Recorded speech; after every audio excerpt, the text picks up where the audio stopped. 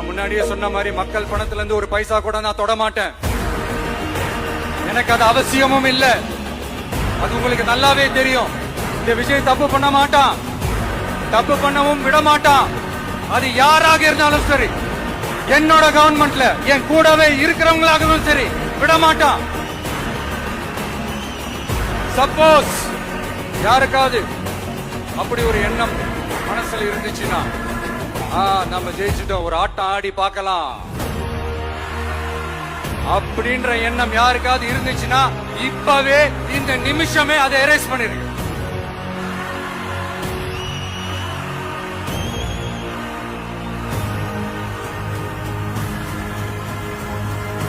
இந்த ஒரே சென்டர் தான் என் தலைமையில் உண்டான சென்டர். இந்த பக்கம் ஒரு சென்டர், இந்த பக்கம் ஒரு பவர் சென்டர், அங்க ஒரு பவர் சென்டர், அதெல்லாம் கிடையவே கிடையாது. இப்பவே சொல்லிடுறேன்.